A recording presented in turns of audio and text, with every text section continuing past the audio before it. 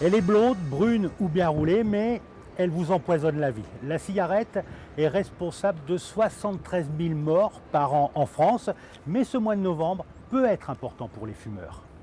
Pour les fumeurs, c'est l'occasion ou jamais d'arrêter avec l'opération Le Mois sans tabac, une campagne collective pour trouver la motivation d'écraser sa dernière cigarette. L'objectif est donc de ne pas s'en griller une de tout le mois de novembre. C'est un défi collectif, jamais organisé, un défi collectif grandeur nature, jamais organisé pour un problème de santé publique en France. On invite tous les fumeurs à s'arrêter tous ensemble, j'insiste sur le mot ensemble, il y a la dynamique de groupe, l'effet entraînement comme on dit, arrêter tous ensemble pendant un mois, du 1er au 30 novembre. Pourquoi un mois? Parce qu'un fumeur qui s'arrête 28 jours a 5 fois plus de chances de rester définitivement abstinent. L'élément primordial est ce kit gratuit d'aide à l'arrêt du tabac que les accros à la cigarette ont pu se procurer sur Internet ou dans les pharmacies partenaires de l'opération. Dans ce kit, vous allez trouver plusieurs éléments qui vont permettre aux personnes qui désirent arrêter de fumer de pouvoir être accompagnées dans leur démarche. Alors, premièrement, vous allez trouver un petit document qui est intitulé « Je me prépare » et qui permettra à la personne de se préparer et d'avoir tous les conseils qui l'accompagneront dans sa démarche, que des conseils diététiques, des conseils d'attitude, des conseils des professionnels pour l'accompagner. En deuxième temps, vous allez avoir un calendrier, puisqu'on sait bien que les premières semaines sont très importantes dans l'arrêt du tabac. Donc un calendrier avec tout détaillé jour par jour. Vous allez avoir un petit pins, je m'arrête de fumer. Vous allez avoir un petit document qui va permettre de gérer son stress, puisqu'une grande partie de l'arrêt du tabac, c'est bien le stress. Un autre petit document qui va permettre de pouvoir être conseillé au niveau nutritionnel. Voilà.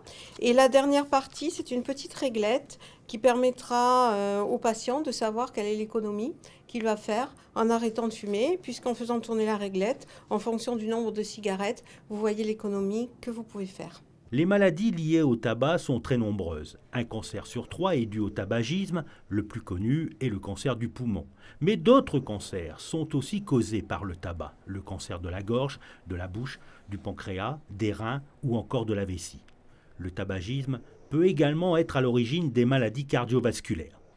Le mois sans tabac, lancé en 2016, est initié par le ministère français de la Santé. Le gouvernement princier a souhaité que la principauté soit associée à cette opération avec le département des affaires sociales et de la santé, en partenariat avec le CHPG. La première édition a permis, dans toute la France et à Monaco, il y a eu pas loin de 200 000 fumeurs qui se sont inscrits. Pour une première année, c'était un très bon résultat.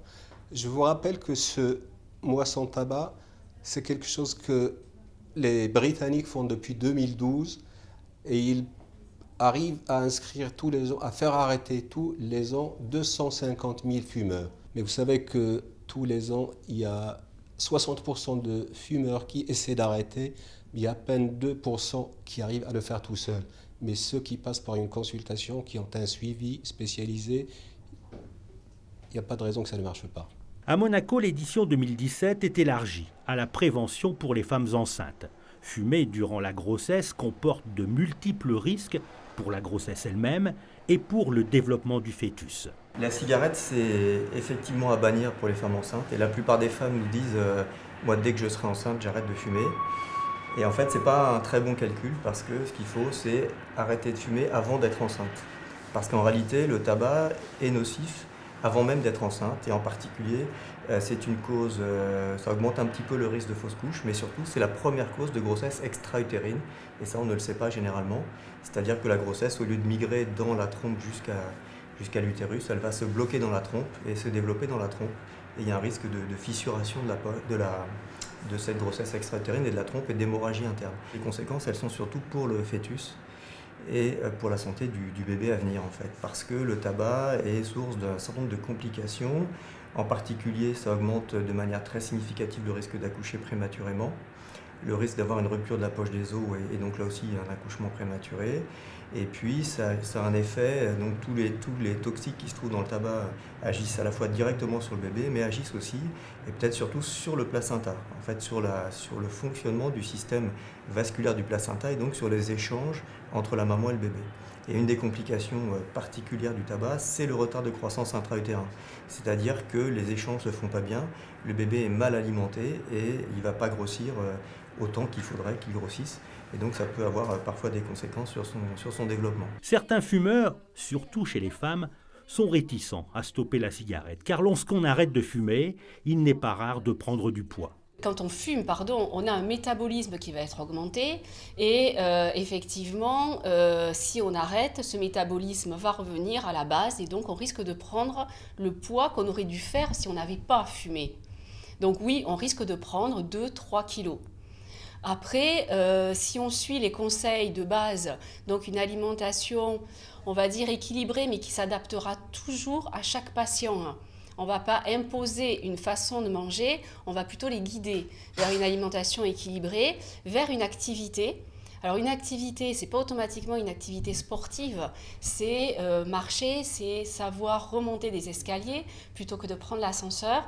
Ça correspond finalement aux dépenses énergétiques qu'on aurait eues si on avait fumé. De plus, on se rend compte finalement qu'on a un deuxième souffle et donc on prend finalement au fur et à mesure du plaisir et certains se sentent progressivement aiguillés vers une vraie activité sportive. Donc oui, je pense qu'on peut ne pas prendre beaucoup de poids en arrêtant de fumer. Le grand maximum vraiment c'est 2-3 kilos.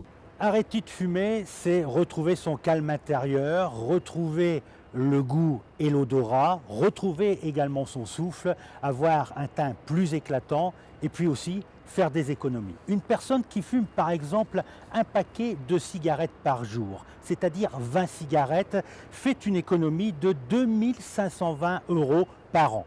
Sur 10 ans, cette économie représente 25 200 €.